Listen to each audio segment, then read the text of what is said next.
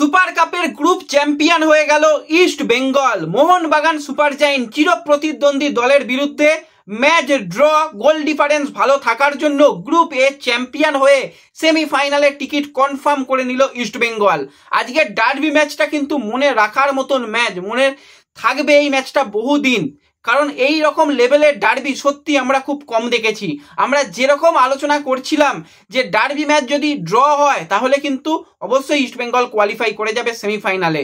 Knockout match কিছু করার নেই, গ্রুপ থেকে একটা দলই কোয়ালিফাই করবে, তো বেস্ট টিম হিসাবে ইস্ট বেঙ্গল তারা কোয়ালিফাই করে গেল। এবং আজকে ম্যাচ শেষে যেটা দেখা গেল, ম্যাচের শেষ বাঁশি যখন বাজলো, অস্কার ব্রুজন হাতটাকে এরকম করে মুঠো করে দেখালো এবং তার চোখে রীতিমতন জল, সেও কিন্তু আনন্দে সে কিন্তু ভেসে যাচ্ছে না, তারও কিন্তু একটা উপরে বিরাট চাপ ছিল যে আজকের ম্যাচ থেকে পয়েন্ট আনতেই হবে, তা না হলে কিন্তু তার চাকরি হয়তো চলে যেতেও পারতো। তো সেক্ষেত্রে অস্কার ব্রুজন কিন্তু শেষ পর্যন্ত জয়ের হাসি হাসলো, মলিনা ব্রিগেডকে কিন্তু শেষ পর্যন্ত রুখে দিল।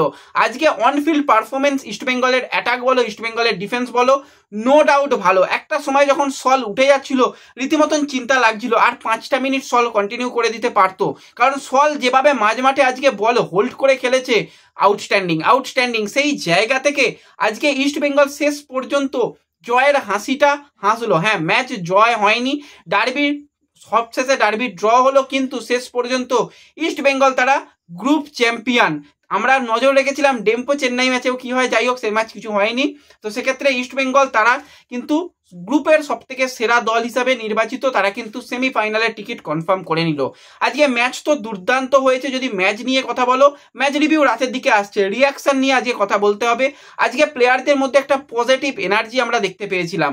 ফার্স্ট হাফ যদি ইস্ট বেঙ্গলের হয়, প্রথম 45 মিনিট পুরো ইস্ট বেঙ্গল ডমিনেট করেছে, সেকেন্ড 45 মিনিট মোহনবাগানও কিন্তু চোখে চোখ রেখে লড়াই করেছে। এরকম ডার্বি ম্যাচই তো আমরা দেখতে চাই। ডার্বি ম্যাচে একটা দল একদম সেই একই রকম ভাবে জিতে যাবে সেরকমটা হয় না। আর আজকে সব থেকে ভয় ছিল হরিশ কুন্ডুর উপরে।